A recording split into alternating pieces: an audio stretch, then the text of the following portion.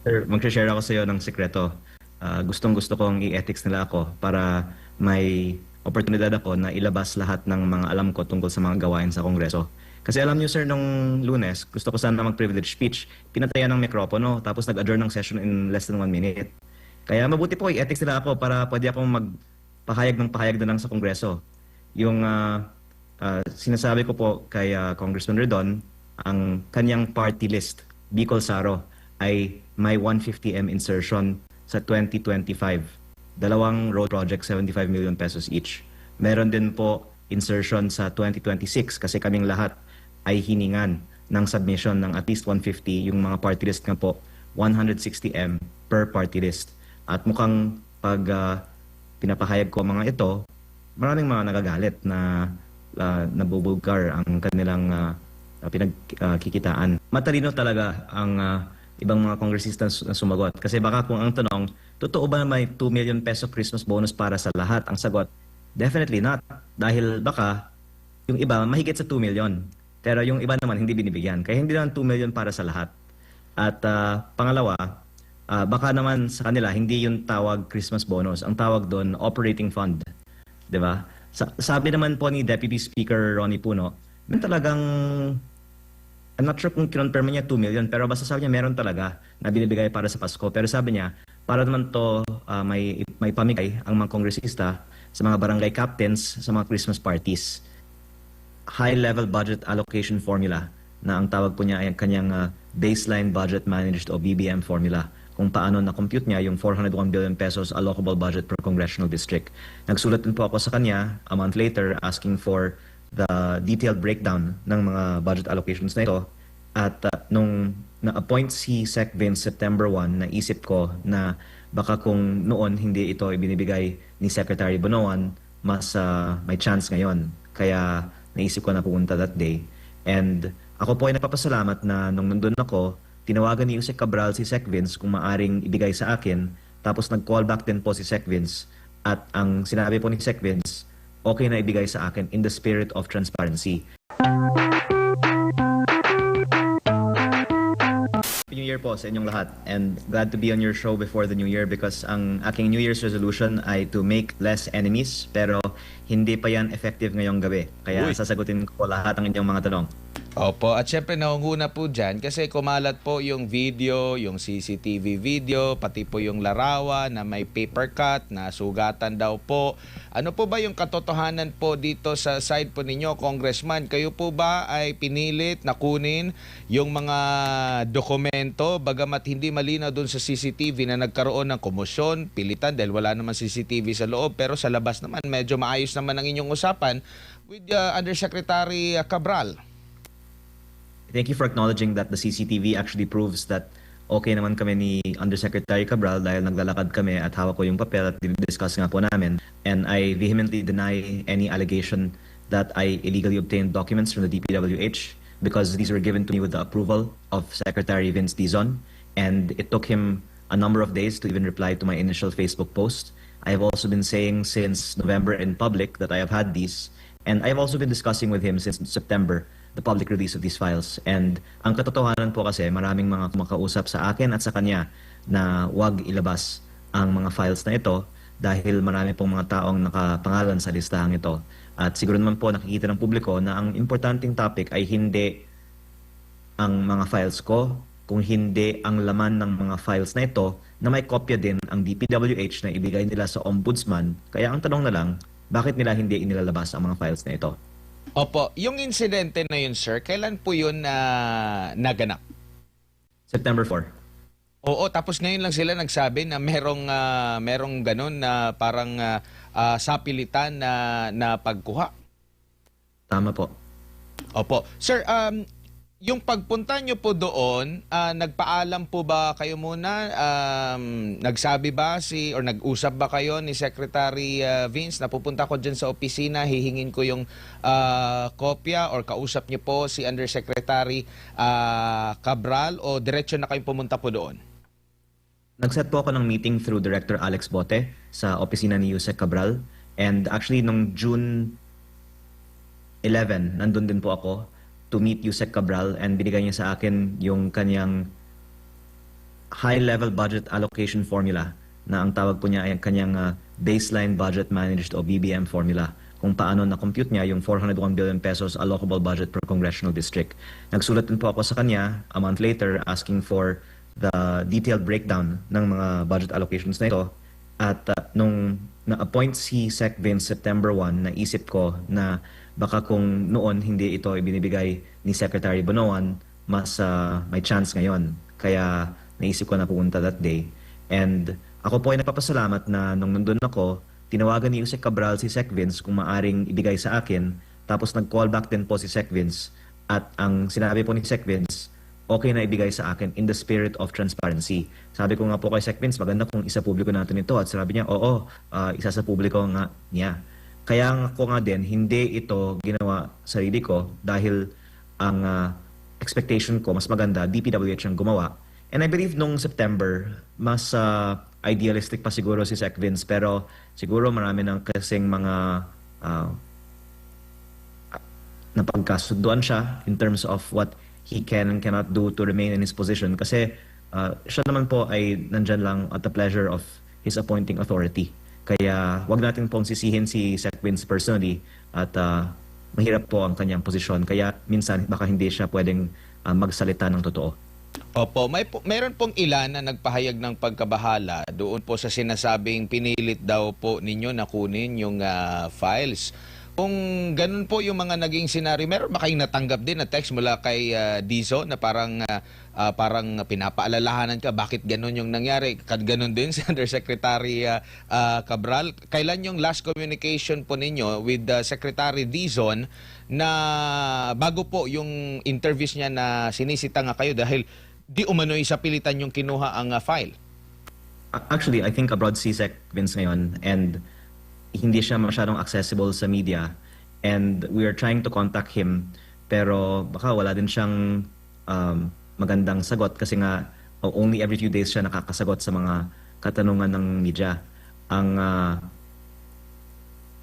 I think best is kung kaming dalawa humarap na lang sa media at palipaliwanag lang namin kung bakit hindi ng DPWH isinasa publiko ito. Pero ang sagot ko ay actually marami kumuusap sa akin at sa kanya at pwede naming pangalanan lahat ng mga nasa listahan na nakiusap na huwag ilabas ang listahan. Kung hindi po niya aminin yan, lalo kong sasabihin na hindi siya nagsasalita ng totoo. Opo. Mula nung September po, nung pumunta po kayo doon and prior doon, meron kayong usapan na with Secretary Vince. Hanggang sa kasalukuyan, meron po ba kayong pag-uusap in between doon po? Bago po siya nag-abroad? Marami po. After September 4 kasi ang budget hearing sa Kongreso. Tapos meeting din kami sa LAS at sa telepono din. At ako po ay naniniwala talaga na gusto ni Sec Vince ng reforma sa DPWH. Pero tulad po ng yung pagbaba ng presyo, yun po yung isinusulong ko. Tapos isinulong din niya. Pero nung inayawan ng iba, binalik yung presyo. Diba? Kaya ang sitwasyon po ni Sec Vince ay napakahirap. Pero kaya ko din po yan bibigyan bilang konteksto. Kaya din minsan hindi siya pwedeng magsabi ng totoo. Opo. Muli nating linawin, Congressman, kasi baka ang intindi ng ating mga kababayan o ilan na pag nandoon yung pangalan mo sa listahan, masamang tao ka na. Once and for all po, pakipaliwanag po, once na nandun yung listahan, ano ba ang palatandaan na mayroong something mali doon or hindi mali na maging proponent ka considering parang yan na yung nagiging kalakaran na magdala ng proyekto ang mga kongresista sa kanilang mga distrito kasi hahanapan din sila ng nakasanayan din ng kanilang mga constituents na pag ikaw si congressman dapat meron kang proyekto dito sa amin. Ang masama I think is the fact na itinatago. Kasi kung isinasa publiko ng isang mambabatas ang mga proyekto na pinasok niya sa kanyang distrito, yan ay patunay na hindi siya kumita sa proyekto. Pero the fact na ang daming ayaw na lumabas ang kanilang mga pangalan ay I think a reason to believe, corroborated by the fact na ang sinasabi ni former Undersecretary Bernardo ay almost 100% ng mga bid sa DPWH ay luto, na may mga commission nga in many cases para sa mga proponents ng mga insertions. At ang mga presyo nga talaga ng mga proyekto ng DPWH ay mataas, ang kalidad ay madalas substandard, kaya ang sinasabi ko ay halos lahat siguro ng mga DPWH projects ay may kickback. Kaya may mabuting dahilan siguro para ayaw ng marami na lumabas ang listahan. Opo. And doon po sa nangyari at naipalabas na videos doon sa CCTV at mismo yung taga-side ng DPWH ang naglabas po. Ito ba yung nagpapatunay na legit na ang inyo pong hawak na dokumento galing talaga sa DPWH at hindi na kailangan pa na i-verifika? Yun ang funny thing about the DPWH saying na I illegally obtained the files, na kinocompare man nila na talagang galing sa kanila ang files na ito. And the fact na ayaw nilang lumabas, kung peke lang naman, dapat sabihin nila, sige, labas mo, peke lang naman di ba? At at the same time, sinasabi ng iba naman na bakit may mga pangalan ng mga taong patay. Hindi ko naman problema yun kasi hindi naman akong gumawa ng listahan.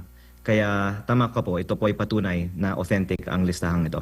Opo. Now ngayon po, ang inyo pong kaibigan na si Representative Ridon ay meron namang pong parang babalaba or pahaging na posibleng ma-ethics po kayo dahil po dito sa sinasabi daw na nanggipit kayo doon sa DPWH. Ano pong komento niya rito po, Congressman? Sir, mag-share ako sa iyo ng sekreto. Gustong-gusto kong i-ethics nila ako para may oportunidad ako na ilabas lahat ng mga alam ko tungkol sa mga gawain sa Kongreso. Kasi alam niyo sir, nung Lunes, gusto ko sana mag-privilege speech. Pinatayan ng mikropono, tapos nag-adjourn ng session in less than 1 minute. Kaya mabuti po, i-ethics nila ako para pwede akong magpahayag ng pahayag na lang sa Kongreso.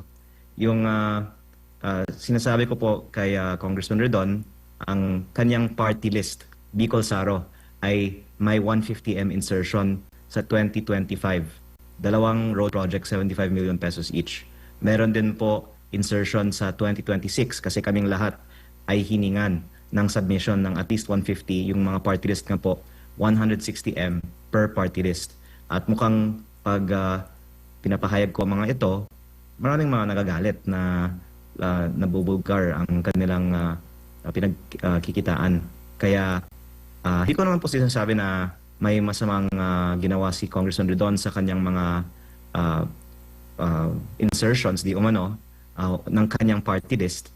Pero mabuti po kung isagot na lang niya kung meron man siya o hindi insertions sa 2026 budget mismo o ng kanyang party list, na sinabi ko po sa unang pahayag ko, kanyang party list ang may insertion sa 2025 budget. Ngayon, tungkol sa kanyang sinabi na i-ethics niya ako dahil sa illegally obtaining the file, parang nakakatawa talaga para sa karamihan ng mga Pilipino na kahit na sinasabi ng iba na ang priority natin ay sugpuin ang corruption, ang preoccupation naman ng iba in the last few days ay ang dami pong mga opisyal na nagpahayag na ang files ko ay hindi dapat maging ebidensya sa korte, so on and so forth. Parang pinapakita nila na ayaw nila talagang sugpuin ang corruption. Gusto lang nilang i-control ang investigation. Kaya ko po naisip noon pa na importante na makuha ang files bago umalis ng DPWH si Yumaong Undersecretary Cabral, dahil ang potential for cover-up and for others to alter the files is great. Ngayon, hindi naman paginiwalaan ang kopya ng files ko kung hindi tugma ng lahat ng ibang mga files. Pero kung maraming mga may kopya ng file, tapos yung file na ilalabas ay iba, pwede nating ngayon i-check and balance kung inalter yung laman ng file. Kaya ang sagot ko sa inyong tanong ay huwag tayo magpa-divert ng attention sa tunay na question ng laman ng file. Opo, napag-uusapan po yung inyo pong pag Mr. Speaker kahapon, narinig ko rin kaso parang nasagap lang sa ibang mic yata yun ng isang init po ninyo magsasalita sana kayo doon pero hindi kayo pinagbigyan. Sa Senado po, mahaba din yung kanilang deliberasyon. Napigyan pa nga yung na chance yung ibang mga senador na makapagsalita. Yung nanay mo nga nabigyan ng chance na makapagsalita with reservation siya sa pagkanyang pag-approve at yung iba pa mga senador. Pero bakit doon nang sa Kamara po napakabilis? Akala ko nga mga rapper yung napapakabilis at dire-diretso at narinig ko po yung inyo pong boses. Kaso hindi po kayo pinagbigyan. Meron po bang paliwanag? Alam ba nila na magpe-privilege speech kayo? Kasi nabanggit nyo po yun sa post nyo rin po kahapon ng madaling araw. Actually, sir, baka may dalawang dahilan. Isa ay wala ding quorum sa House. At kung walang quorum, pwedeng ma-adjourn yung session.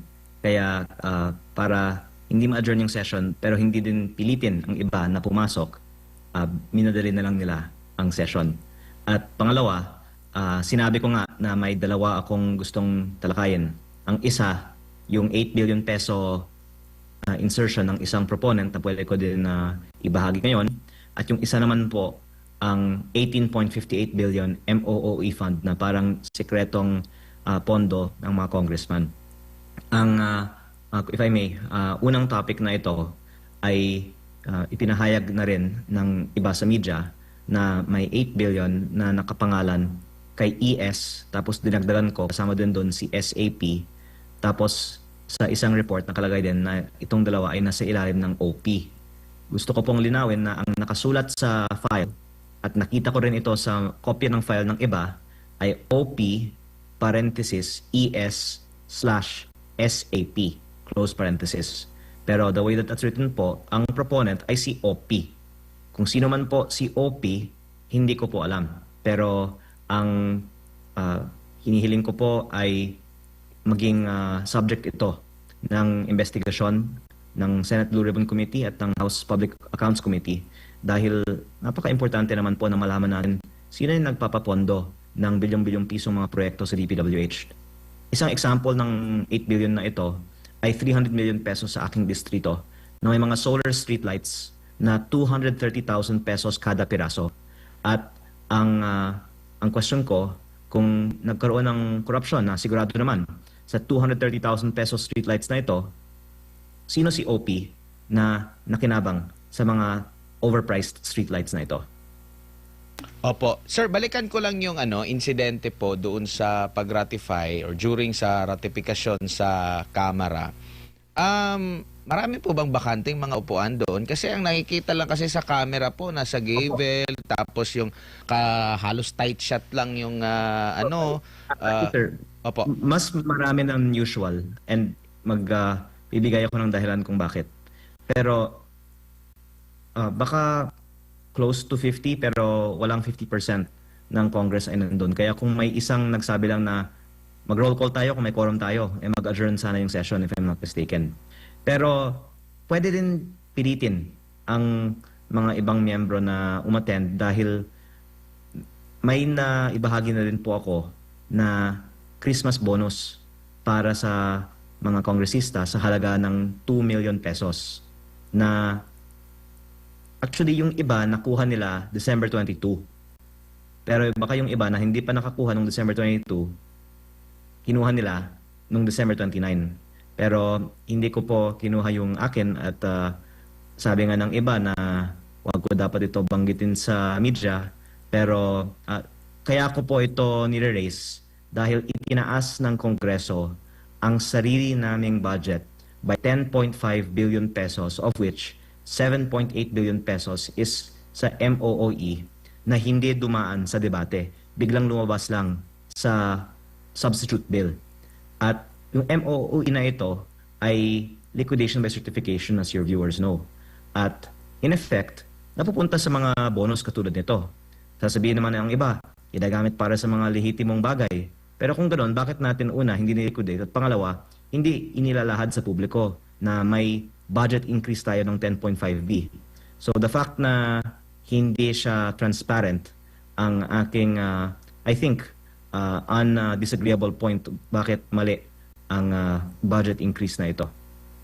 Opo, at pinasinungalingan ito ni Congresswoman Swansing na merong 2 million na pesos pero na kumbaga lahat kayo inimpormahan na merong ganito po na bonus po. Hindi ka naging exempted po. Hindi mo lang kinuha po, Congressman. Well, unang-una po, matalino talaga ang ibang mga kongresista na sumagot. Kasi baka kung ang tanong, totoo ba na may 2 million peso Christmas bonus para sa lahat? Ang sagot, definitely not. Dahil baka yung iba mahigit sa 2 million. Pero yung iba naman hindi binibigyan. Kaya hindi naman 2 million para sa lahat. At pangalawa, baka naman sa kanila hindi yung tawag Christmas bonus. Ang tawag doon, operating fund. 'Di ba? Sabi naman po ni Deputy Speaker Ronnie Puno, meron talagang, I'm not sure kung kinonfirm niya 2 million, pero basta sabi niya meron talaga na binibigay para sa Pasko. Pero sabi niya, para naman to may pamigay ang mga kongresista sa mga barangay captains sa mga Christmas parties, pati ang mga ibang mga events pag Christmas. Kaya lehitimo naman talaga ang mga sinabi ni Deputy Speaker Ronnie Puno. Ang tanong ko lang, kung totoo ito, bakit nung humihingi ako ng breakdown sa Committee on Accounts kung paano ginagastos yung 18.58 billion pesos para sa 2026 na MOOE fund, hindi lang nila ako hindi sinagot, may nakiusap pa nga sa akin na wag nang magtanong muli. At kung maaari ko pong ibahagi, sir, parang mas gusto pa nga ng Kongreso na talakayin ko yung mga issue ng DPWH kaysa sa itong MOE na to. Ganyang ka-sekreto tong MOE na parang mas sensitive na topic pa ito kaysa sa DPWH. At kaya po ako natutuwa ngayon na sa tulong ng mga media stations tulad ninyo, nalalaman na rin ng ating mga kababayan na may ganitong 18.58 billion peso MOOE fund.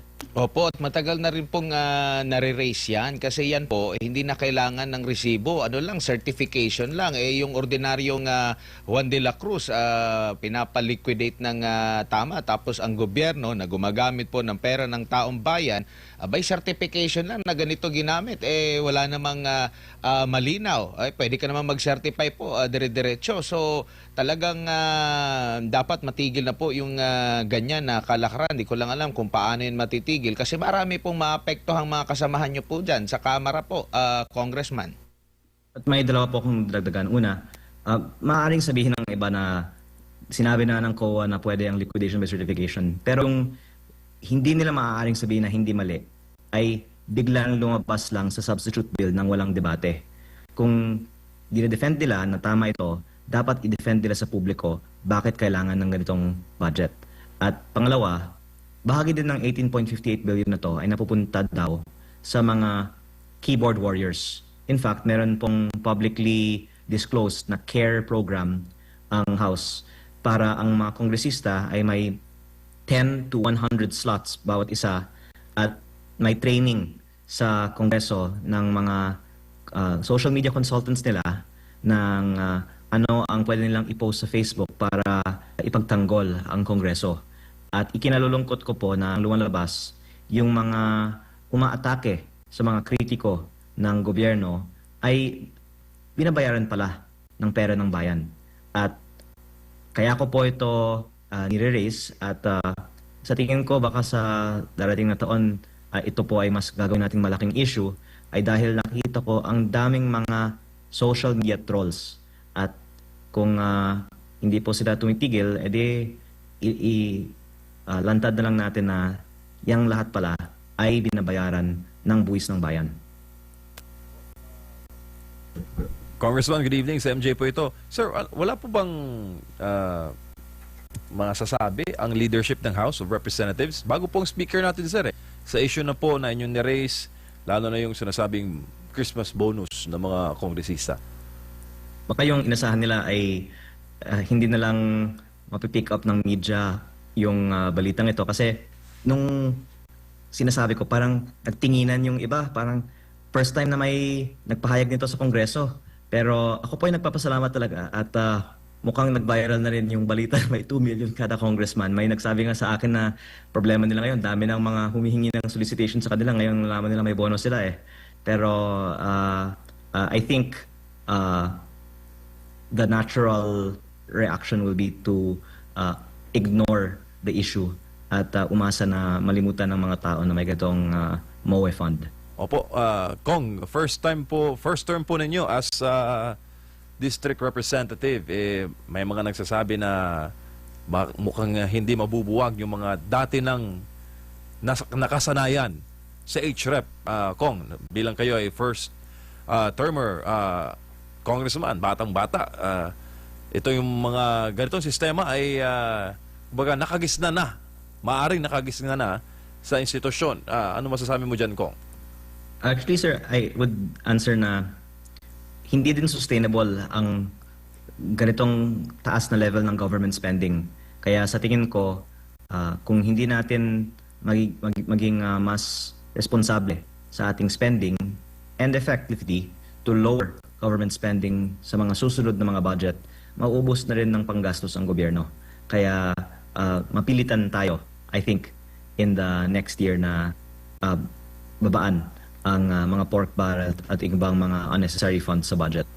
Opo, sir, ito pong sa Cabral Files, possible kaya na maiimbestigahan ito next year, considering na may mga movement po kayo dyan with Congressman Irice? That's why I'm very thankful na maraming mga sektor ay ngayon nananawagan na isapubliko at imbestigahan ang laman ng mga files na ito. At kung ako lang naman po ang nagsasabi nito, walang mangyari. Pero iba't ibang mga nagsasabi na ngayon. At gusto ko nga sa bagong taon, ang mga iba naman ang mag-lead nito. At I think it's undeniable that the projects are there. Sa sarili ko ang distrito, nabanggit ko meron 300 million peso na project. At ang question of sino yung nakinabang sa mga proyektong ito ay pwedeng malaman din sa pamamagitan ng mga investigasyon.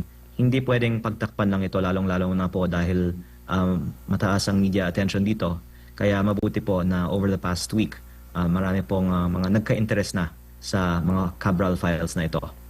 Opo, lalo na Congressman, yung issue sa korupsyon na hindi talaga mawala-wala ngayon sa psyche ng sambayan ng Pilipino na kahit sa mga barbershop, Kong Lian, ito yung topic, no? Pagsingil sa accountability sa pera ng bayan.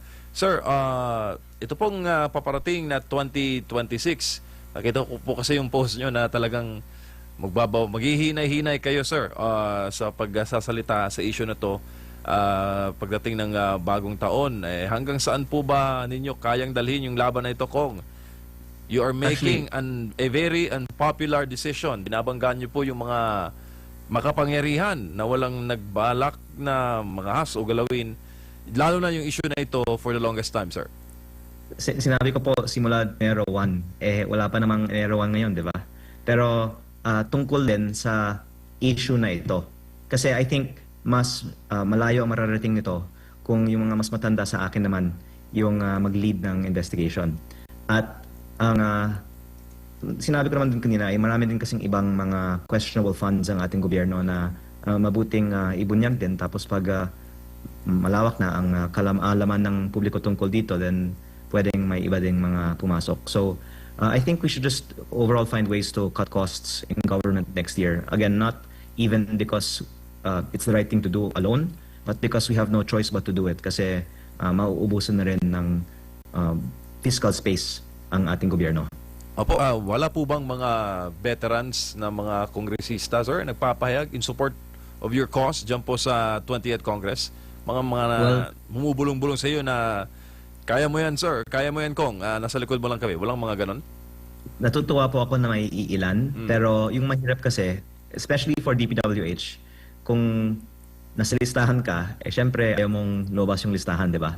Kaya napakahirap talaga na magkaroon ng results sa mga investigations na ito. Kasi una, maraming nasa listahan. Tapos, protection na ng bawat isa. Kasi kung may isang makulong, baka ikakanta niya ang kanyang mga kasamahan, di ba?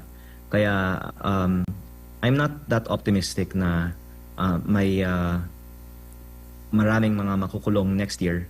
Pero, at least the public is more aware now and can make a more informed choice in 2028.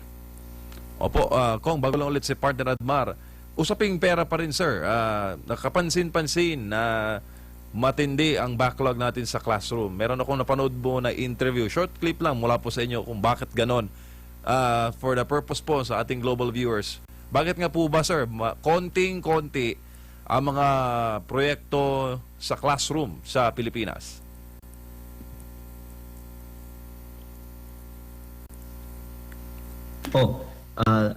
As I said, the reason we have a classroom shortage is because mas mababa ang mga kickback sa classrooms dahil yung classroom maraming gumagamit at vertical. Kaya kung dayain mo, halata at maraming maapektuhan. Kaya kung mapansin nyo, yung farm to market roads dinoble. Yung classrooms actually itinaas sa Senado pero hindi yun masyado yung i-prioritize nung una. At sana ngayon, dahil laki na ng backlog, mas ma-action na natin kasi lumaki naman ang pondo para sa classroom sa 2026.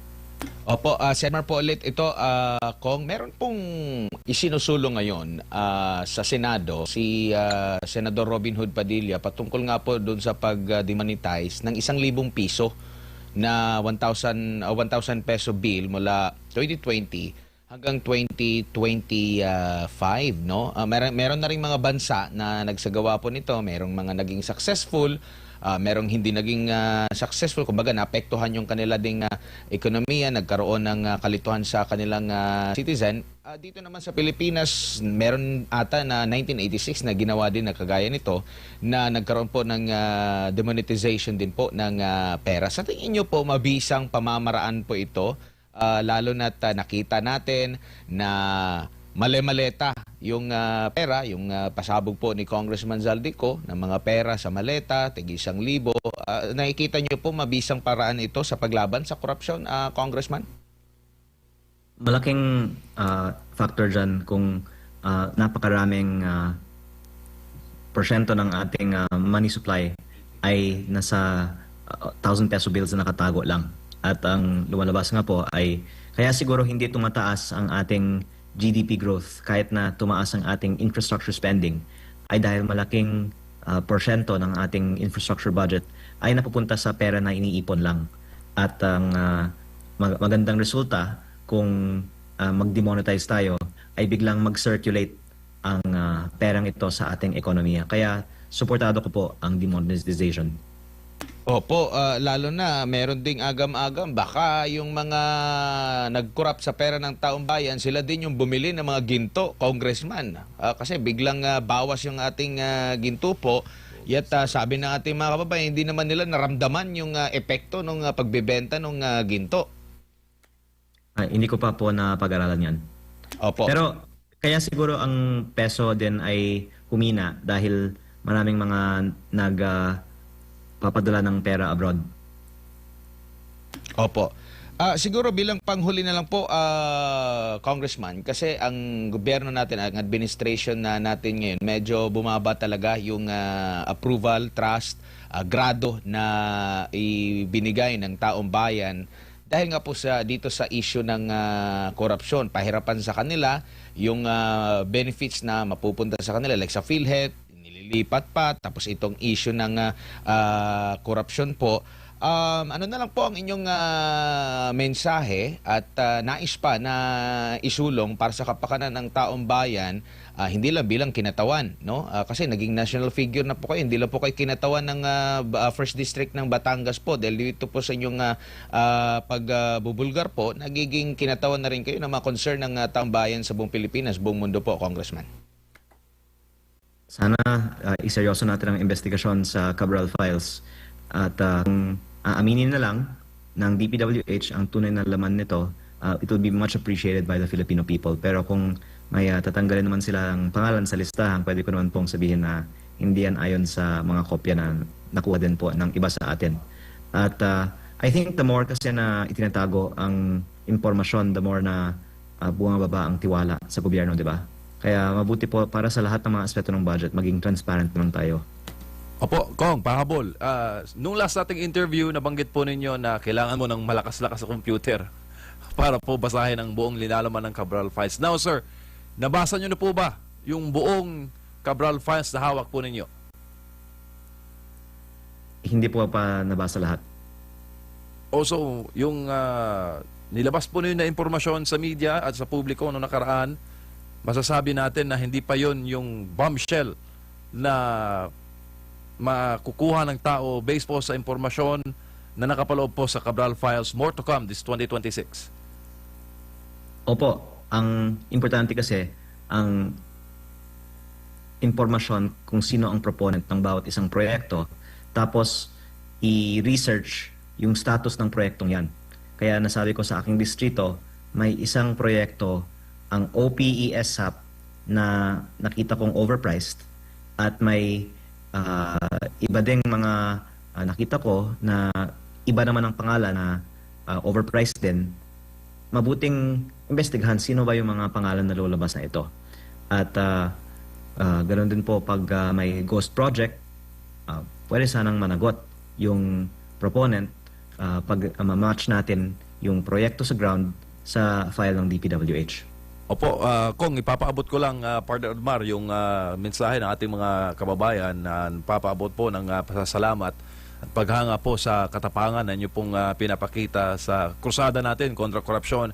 Now, concern nila, Kong, ito yung tanong nila, meron na po kayong mga banta, mga threat na natatanggap dahil po dito sa krusada inyo pong ginagawa ngayon sa Pondo ng Bayan?